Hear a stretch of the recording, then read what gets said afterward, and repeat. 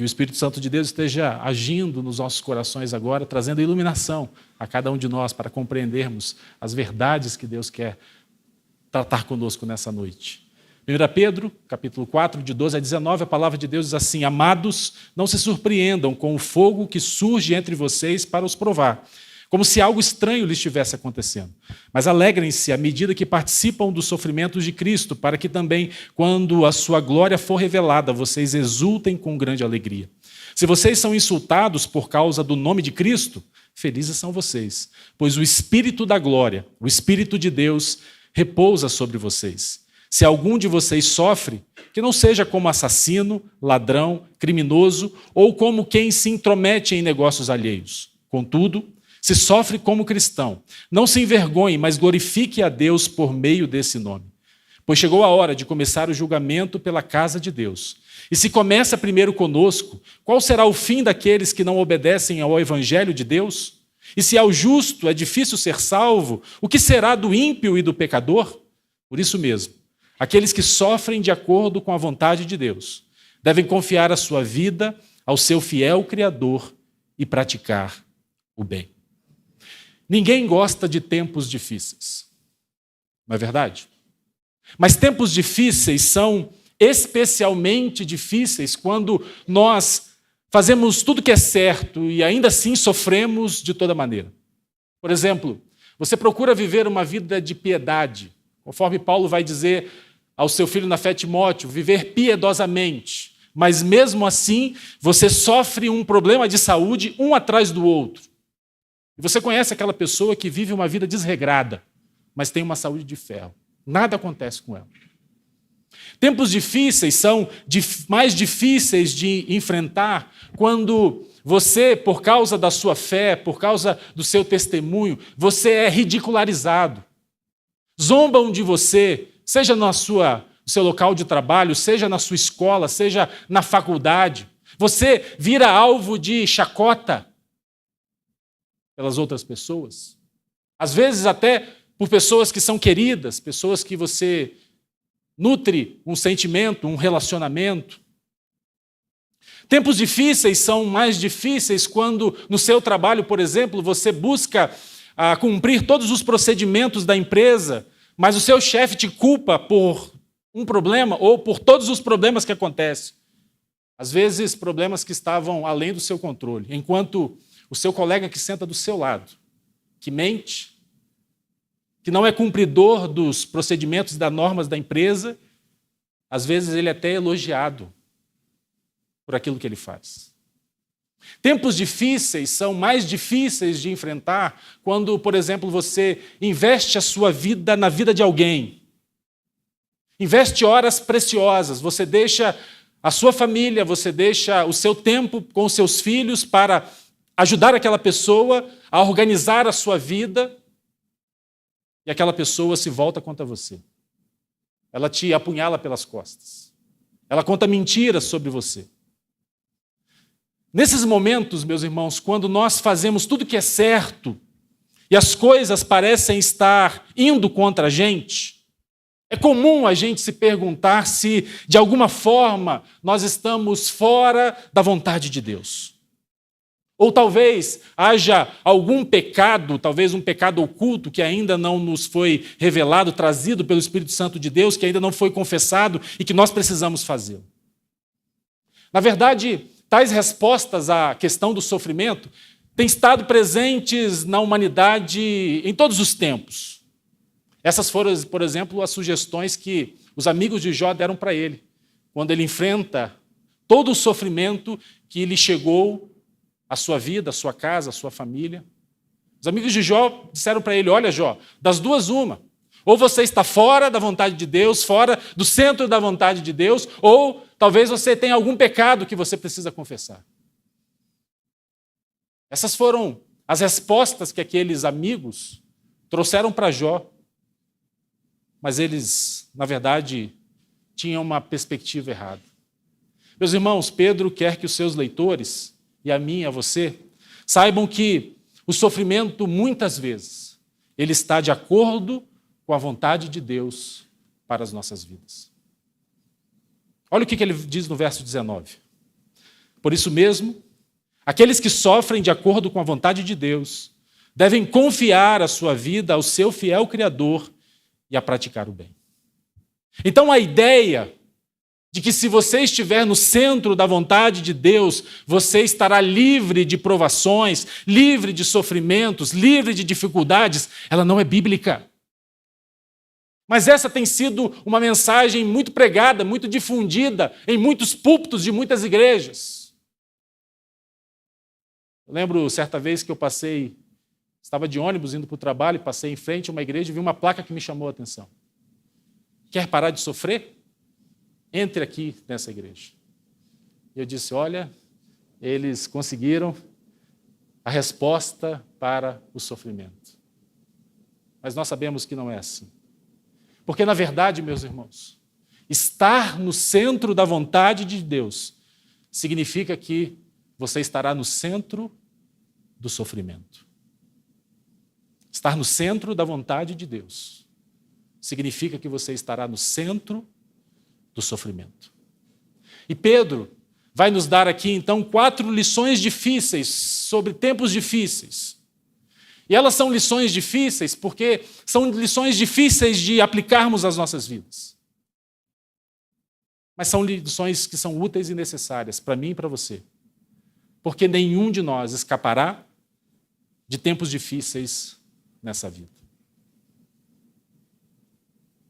E aqui não adianta dizer, está amarrado, pastor. Embora até hoje eu não compreendi o que isso significa. Porque a verdade é essa. A questão não é se enfrentaremos tempos difíceis ou não. A questão é quando nós enfrentaremos tempos difíceis. E como cristãos, Pedro vai nos dizer 4 coisas aqui nesse texto. 4 lições que eu e você precisamos definitivamente aprender para enfrentarmos, então, os tempos difíceis nas nossas vidas. E eu vou usar 4 verbos. Esperar, exultar, examinar e confiar. Porque Pedro vai nos dizer aqui, então, que diante das dificuldades, das provações e dos problemas, nós devemos, em primeiro lugar, esperar as provações. Ele também vai dizer que nós devemos exultar nas provações. Ele também vai dizer que nós devemos examinar os nossos corações nas provações. E por último, ele vai dizer que nós devemos confiar em Deus nas provações. Pedro aqui está falando especificamente ou primariamente aqueles cristãos que estavam agora enfrentando as provações advindas da perseguição, sobre os quais, na verdade, eu creio que a maioria de nós aqui sabe muito pouco. Porque alguns de nós já podem ter sofrido por causa de uma rejeição, por causa de uma ridicularização, por causa de uma calúnia, por causa do nosso testemunho. Talvez até alguns de nós tenham até perdido o emprego por causa disso. Mas eu creio que quase nenhum de nós teve a sua casa, a sua propriedade confiscada. Quase nenhum de nós aqui foi preso ou torturado.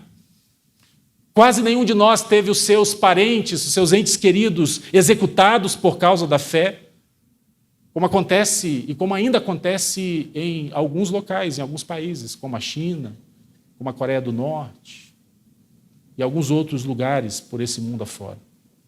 Mas as lições que Pedro nos apresenta aqui, meus irmãos, elas se aplicam a outras formas de sofrimento. E se um dia tivermos que sofrer por causa da nossa fé, é bom de antemão nós sabermos e nós aprendermos essas lições. Então, em primeiro lugar, Pedro vai dizer que, como cristãos, nós devemos esperar pelas provações. Ele começa no verso 12 dizendo: amados, não se surpreendam com o fogo que surge entre vocês para os provar, como se algo estranho lhes estivesse acontecendo. Mas é interessante que, mesmo com essas palavras que Pedro usa, muitas vezes nós ficamos surpresos com as provações, com os tempos difíceis. Não é verdade? Muitas vezes a gente se surpreende com a intensidade das provações. Pedro aqui chama as provações de prova de fogo. Prova de fogo. A gente não sabe ao certo aqui Pedro se refere aqui, mas muitos entendem que Pedro está fazendo aqui referência à perseguição que Nero, o louco, desencadeia contra a igreja a partir de Roma, onde Pedro estava, e de onde ele chama então Roma de a Babilônia, e que Pedro presumia então que em breve essa perseguição chegaria aos cristãos espalhados por todo o mundo. Se você conhece um pouco a história, você sabe que Nero foi um dos homens mais cruelmente perversos da história da humanidade. Talvez chegando ao topo junto com Hitler.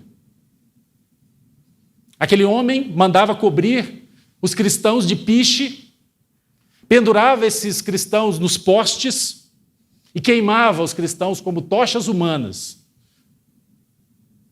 Algumas vezes ele fazia isso nos seus jardins dos palácios da Babilônia. E enquanto aqueles cristãos eram queimados ali, servindo de iluminação, ele estava envolvido nas suas festas, nas suas orgias. Aquele homem mandou cristãos para a arena de Roma, onde muitos foram dilacerados pelas feras. Serviram de alimento para leões e tigres. Sem dúvida nenhuma, isso é uma das coisas mais intensas possíveis.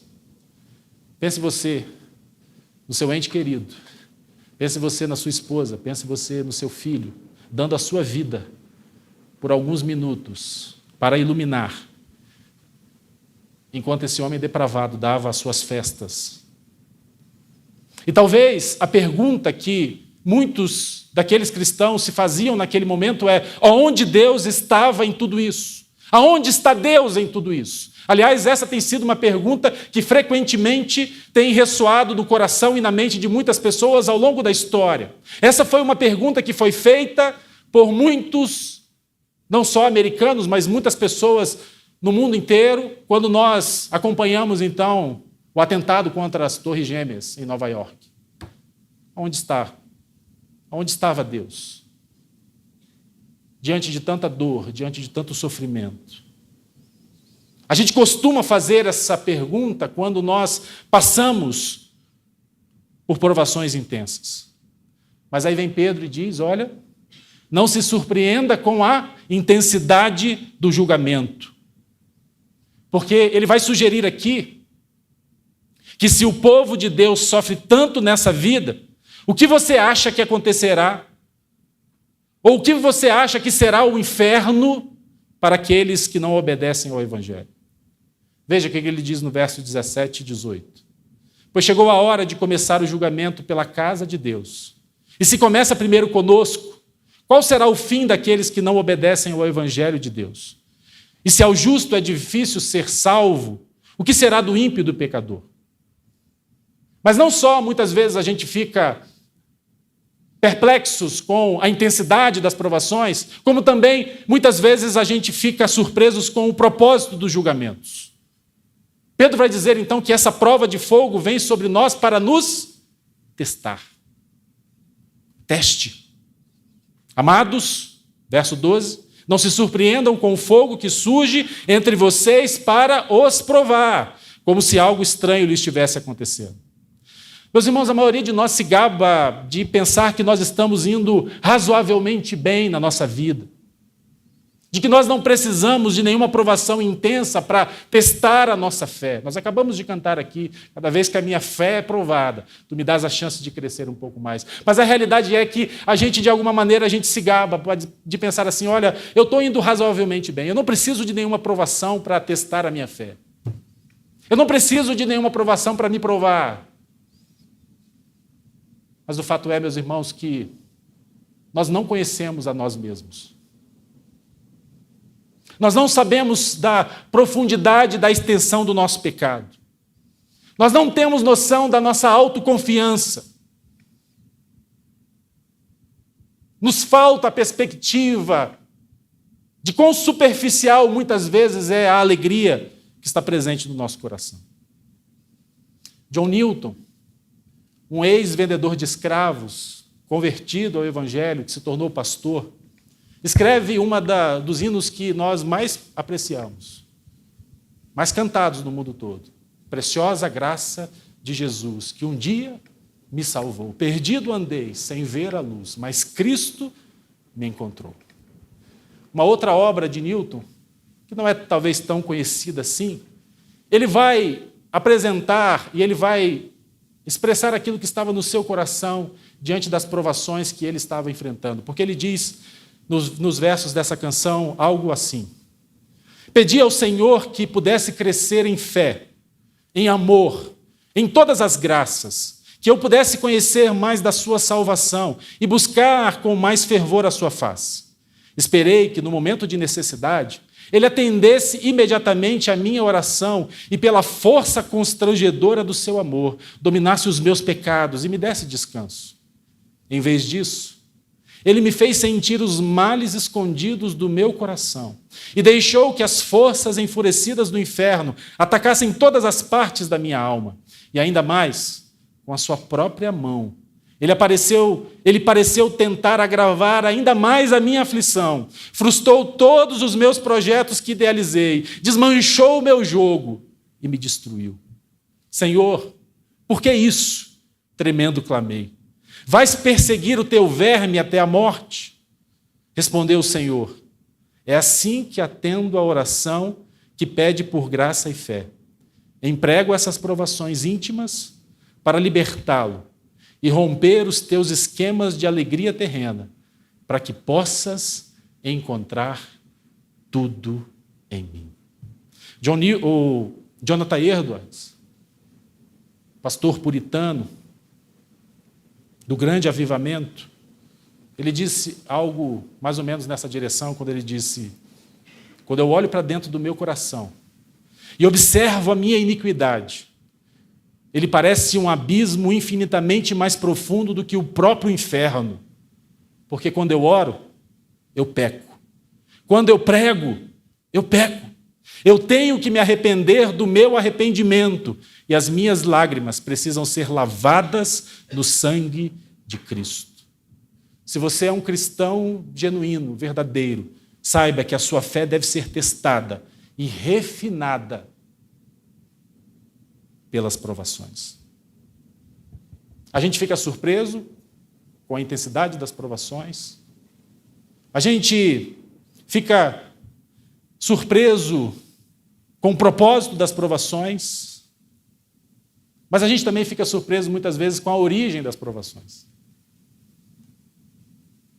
Pedro está escrevendo aqui para pessoas que estavam sendo perseguidas por seus antigos amigos. Quando a gente olha o início do capítulo 4, você vai perceber então que Pedro está dizendo: olha, vocês estavam no meio deles, na mesma torrente de imoralidade, verso 4, 1 Pedro 4:4. E por isso eles insultam vocês. E aí ele prossegue, até quando ele chega no verso 12, dizendo: amados, não se surpreenda com o fogo que surge dentro de vocês. Pedro está dizendo: olha, muitas vezes a origem das provações e dos sofrimentos vem com quem a gente mais ama. Surge com pessoas que são nossas amigas, companheiras de jornada e de caminhada. Jesus nos advertiu, meus irmãos, que o mundo, ele nos aplaudiria ou ele nos odiaria. Às vezes a gente tem essa sensação como cristão de que o mundo vai, como aquelas líderes de torcida, lá dos jogos de futebol americano, com os pompons na mão, vai fazer festa para a gente, né? Por onde a gente passar, ali, olha os cristãos ali, olha que benção. Não é assim, meus irmãos. Jesus disse em João, capítulo 15, versos 18 a 19, se o mundo os odeia, tenham em mente que antes me odiou.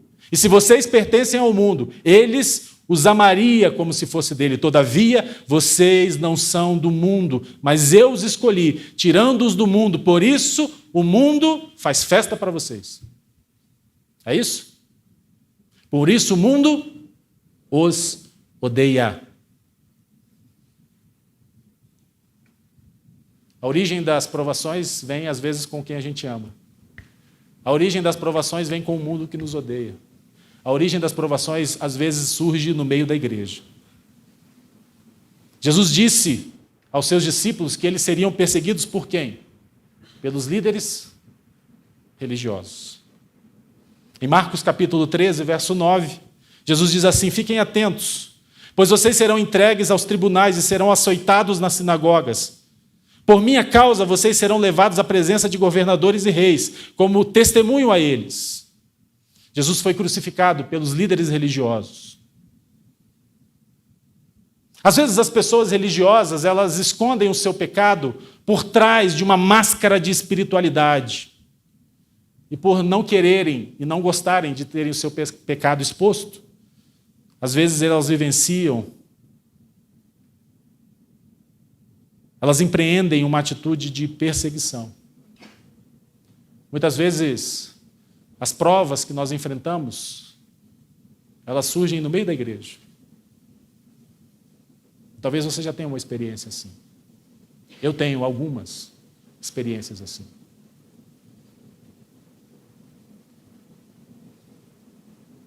Não devemos achar estranho, meus irmãos, quando nós somos caluniados por pessoas religiosas. Como cristãos, nós não devemos, então, nos surpreender com as provações. Nós devemos esperá-las. Essa é a primeira lição difícil sobre tempos difíceis.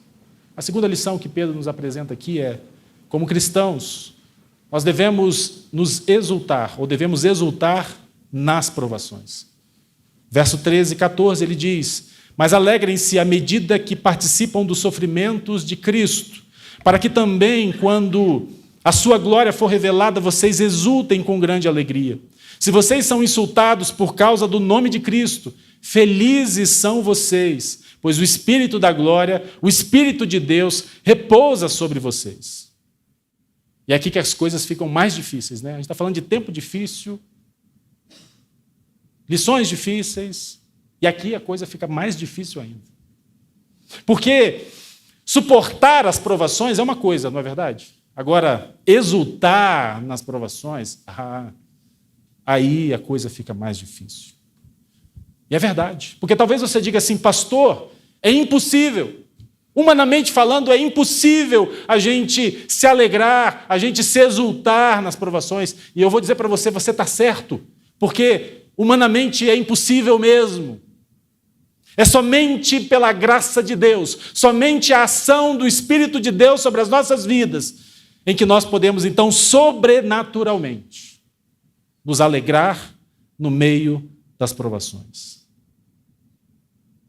Nós não podemos, e obviamente nós não nos regozijamos com o julgamento em si, porque isso seria algo masoquista, né? Mas nós podemos nos regozijar no bem final que vai resultar disso. E é isso que Pedro está falando aqui. Paulo também disse, Romanos 5, versos 3 e 4, não só isso, mas também nos gloriamos, nós já lemos esse texto aqui no culto hoje, nos gloriamos nas tribulações, porque sabemos que a tribulação produz perseverança. E a perseverança, um caráter aprovado. E o caráter aprovado, esperança. O outro texto, Tiago, que também já lemos aqui nesse culto, vai nos dizer, Tiago 1, capítulo 1, versos 2 e 4, que nós devemos contar com a alegria quando nós enfrentamos, quando nós passamos por várias provações, sabendo então que o resultado disso será o quê? Maturidade. Maturidade.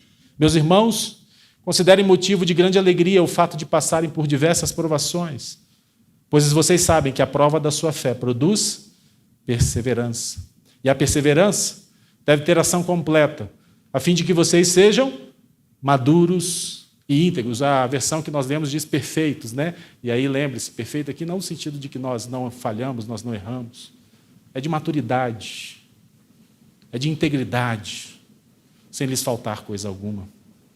Mas chama a sua atenção o fato de que Pedro aqui, nos versos 13 e 14, 4 vezes ele vai usar expressões de exultação, de alegria. Olha o que ele diz: mas alegrem-se na medida que vocês participam dos sofrimentos de Cristo, para que também, quando a sua glória for revelada, vocês exultem com grande alegria. E se vocês são insultados por causa do nome de Cristo, felizes são vocês.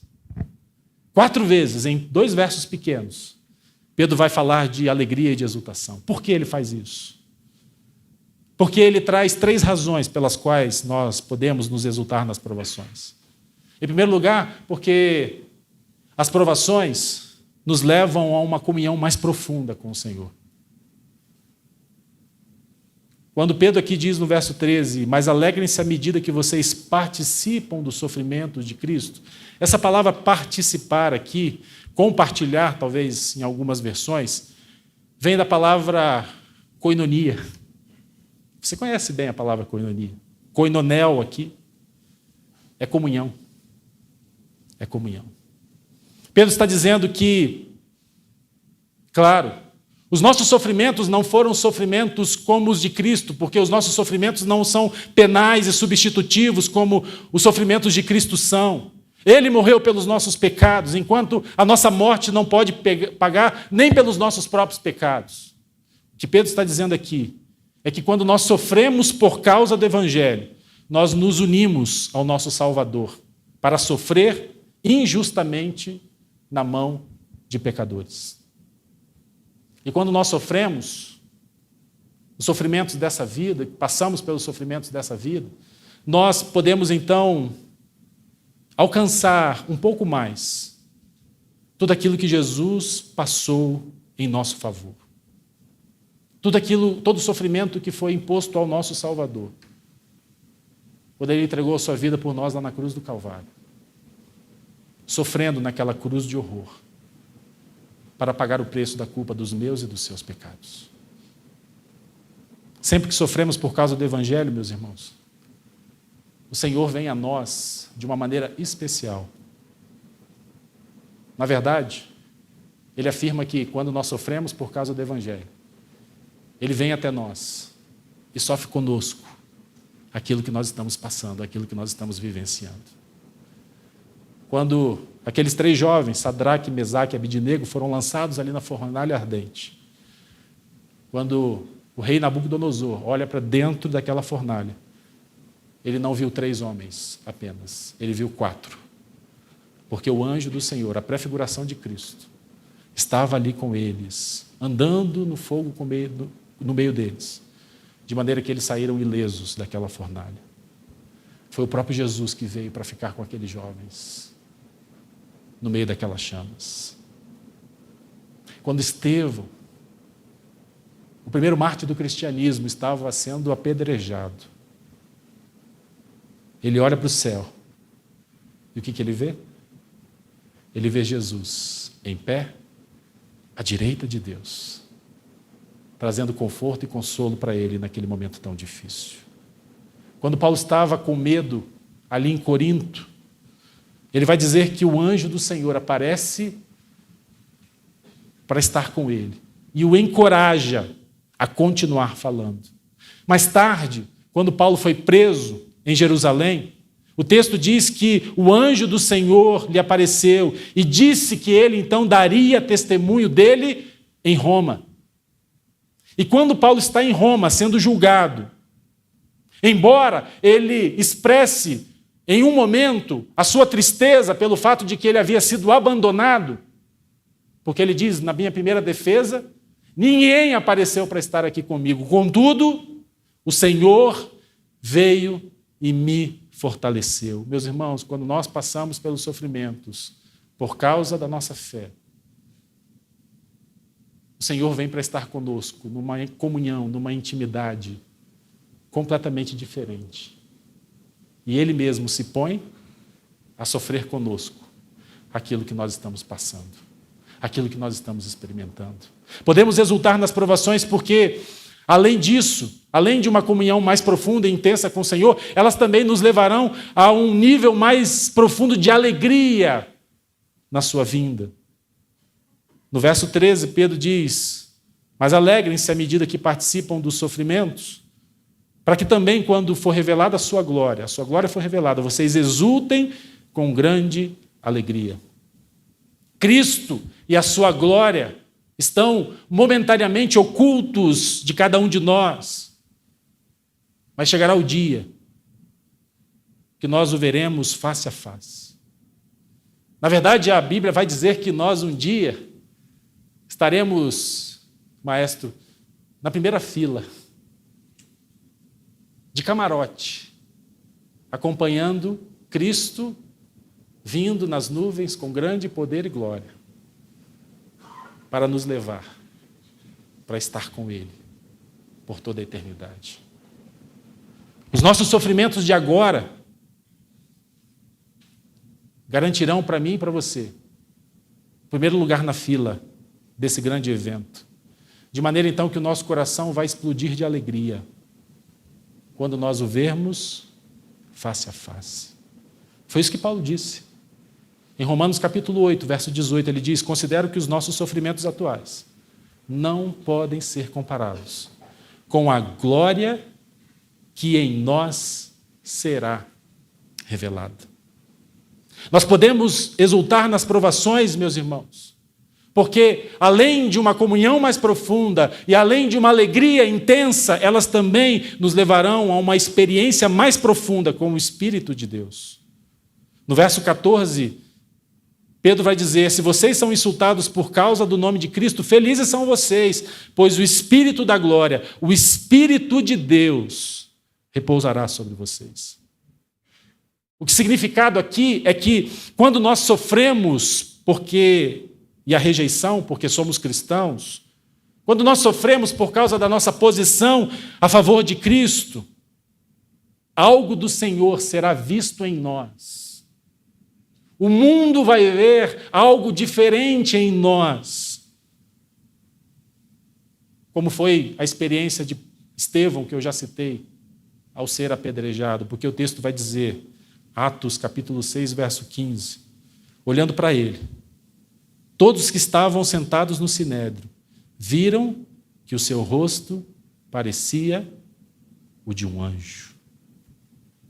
E é preciso que o Espírito do próprio Deus, o Espírito de Deus, nos faça então exultar nas provações. Porque, talvez, parecido comigo, a sua tendência ao passar pelas provações, ao enfrentar os sofrimentos, ao lidar com as dificuldades da vida, seja procurar uma escotilha de escape, seja se isolar, seja se fechar, seja se entristecer.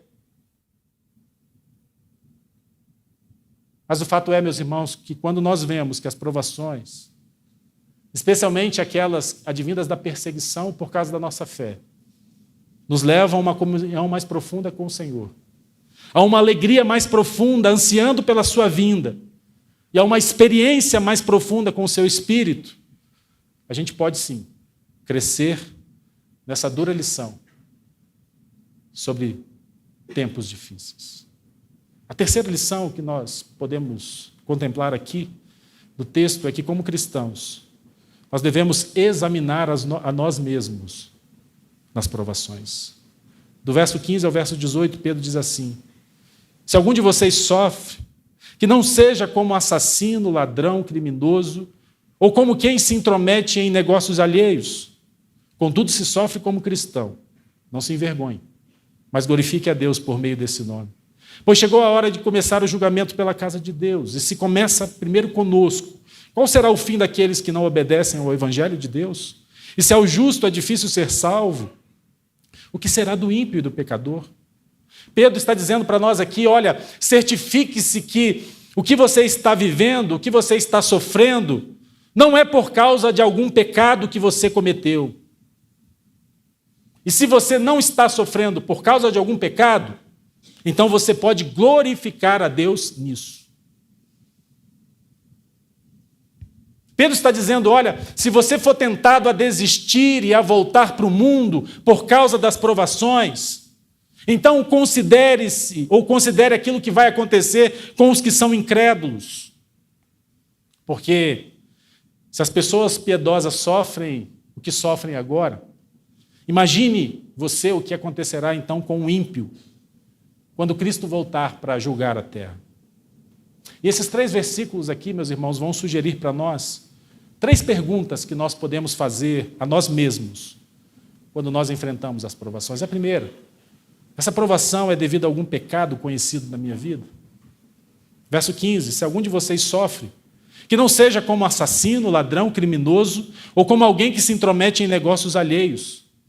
A primeira pergunta precisa revelar ao meu coração se essa perseguição, se esse sofrimento que eu estou vivenciando a mim mesmo, não foi porque eu desobedeci a Deus, não foi porque eu violei a lei de Deus, e eu estou então agora colhendo as consequências, de maneira então que o que eu preciso fazer é arrepender do meu pecado. Eu lembro no seminário, e tem alguns pastores aqui, vários pastores na verdade, seminarista é um bicho muito impetuoso, né?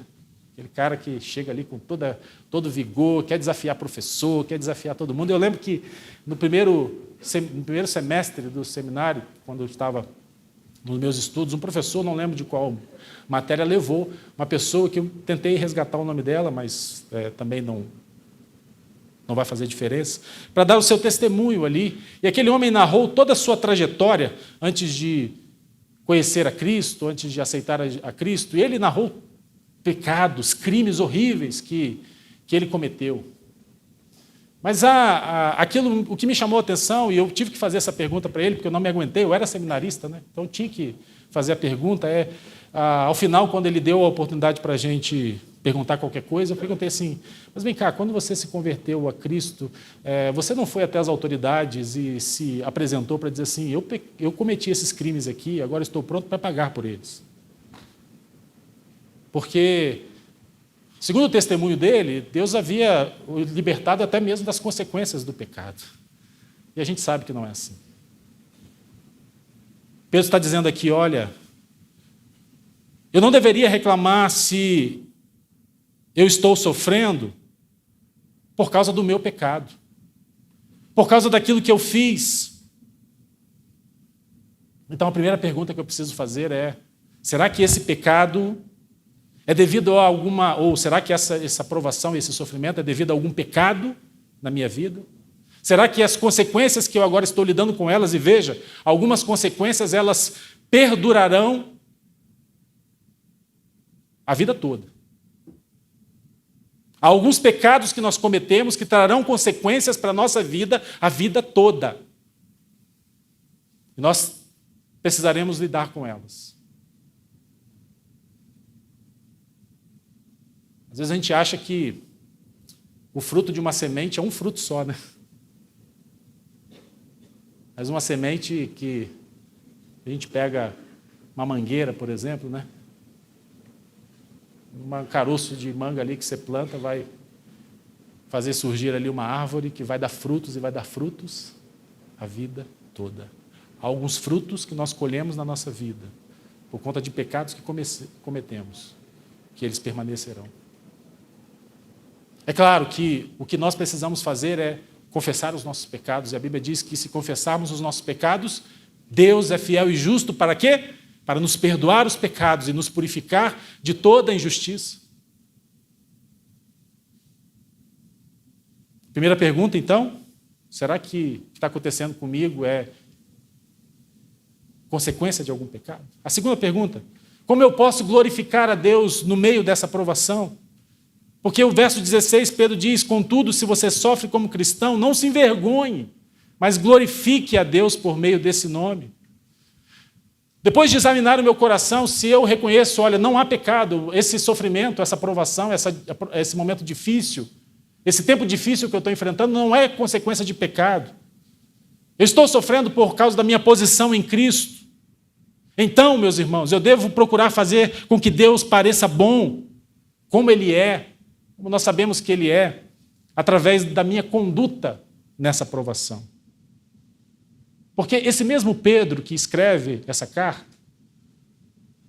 nós vamos ver lá em Atos, no capítulo 5, no verso 41, juntamente com João, depois de ter sido espancados por haverem pregado a Cristo, o texto diz que eles seguiram o seu caminho alegres. Atos capítulo 5, 41. Os apóstolos, Pedro e João, saíram do sinédrio, alegres por terem sido considerados dignos de serem humilhados por causa do nome Eles foram espancados. Saíram ali tendo marcas nos seus corpos, sofrimentos, machucados que foram infligidos por causa daquele espancamento. Mas eles saíram dali felizes, alegres, por terem sido considerados dignos de serem humilhados por causa do nome. É interessante porque o nome cristão, você talvez saiba disso, na verdade, ele era uma afronta, né? O nome cristão aparece 3 vezes na Bíblia, 2 em Atos e aqui, nesse texto de Pedro. E, na verdade, o termo significa pequenos cristos. Era uma forma de os pagãos, aqueles que não eram cristãos, zombar. Como a gente diz, caçoar, né, pastor Jonaí? Caçoar. Eles caçoavam dos cristãos dizendo assim, aí os pequenos cristos, aí os cristozinhos aí. Mas para nós, na verdade, não há melhor identificação para nós do que sermos chamados de cristãos. Assim como o nosso Mestre e Senhor o é, nós também seremos. Nós também seremos. Terceira pergunta. Eu considerei a profundidade do meu pecado e a perspectiva eterna nessa provação? Porque nos versos 17 a 18, Pedro diz, pois chegou a hora de começar o julgamento pela casa de Deus, e se começa primeiro conosco, qual será o fim daqueles que não obedecem ao Evangelho de Deus? E se ao justo é difícil ser salvo, o que será do ímpio e do pecador? Pedro está aqui extraindo um conceito do Antigo Testamento que se aplica à igreja, porque nós encontramos nos textos proféticos Deus alertando que começaria o seu julgamento, e esse julgamento se iniciaria sempre e primeiro com o seu povo, e se iniciaria a partir do santuário de Deus. Quando Deus faz uma obra de purificação, meus irmãos, ele sempre começa no seu templo, com o seu povo. Isso está em Ezequiel, isso está em Jeremias, isso está em Malaquias. Paulo vai dizer aos coríntios que eles precisavam julgar as suas próprias vidas, lidando então com os seus pecados, para que não fossem condenados junto com o mundo. 1 Coríntios capítulo 11, versos 31 e 32, ele vai dizer, mas se nós tivéssemos o cuidado de examinar a nós mesmos, não receberíamos juízo. Quando, porém, somos julgados pelo Senhor, estamos sendo disciplinados para que não sejamos condenados com o mundo. O processo de purificação de Deus deve começar com o seu povo antes de cair sobre o mundo. Pedro está ensinando aqui para mim e para você que as provações pelas quais o povo de Deus passa para ser então refinado, para ser então purificado, são os estágios iniciais do julgamento de Deus, que culminará com a segunda vinda de Cristo, quando aqueles que não obedecem ao Evangelho serão destinados às chamas do inferno. E Pedro está aqui argumentando do menor para o maior, né? Se Deus usa provações tão severas para purificar o pecado dos justos, o pecado do seu povo, se o processo de salvação é tão difícil, pense quão pior será o dia do julgamento contra os ímpios e contra os pecadores. Por isso, se você for tentado a abandonar a sua fé, quando passar pelas provações, pergunte-se a si mesmo, para onde mais eu irei? Para onde mais eu irei? E uma das duras lições que todos nós precisamos aprender, então, sobre tempos difíceis, é que o câncer do pecado está enraizado no âmago do nosso ser.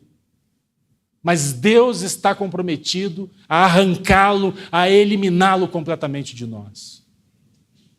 O processo pode ser doloroso, meus irmãos, mas não é mais doloroso do que a outra alternativa, que é enfrentar a ira de Deus no seu julgamento. Então, em tempos de provações, precisamos examinar a nós mesmos, a profundidade do nosso pecado, à luz da eternidade, e nos submeter ao processo de refinamento de Deus. A primeira lição precisamos esperar as provações. A segunda lição, devemos nos exultar nas provações. A terceira lição, precisamos examinar a nós mesmos nas provações. E, finalmente, como cristãos, devemos confiar em Deus nas provações. Por isso mesmo, verso 19, aqueles que sofrem de acordo com a vontade de Deus devem confiar a sua vida ao seu fiel Criador e a praticar o bem. Para onde mais nós podemos ir? Se sofremos por nossa fé em Cristo, então podemos saber que isso está de acordo com a vontade de Deus. De maneira então que nós podemos confiar em seu cuidado, mesmo naquelas horas que são as horas mais escuras da vida, e continuar a fazer o que é certo. E, na verdade, esse último ponto, a mensagem, a lição de confiar em Deus, eu queria entregar para o coro da IBBP, para que ela pudesse apresentar para mim e para você o que significa confiar em Deus nas provações.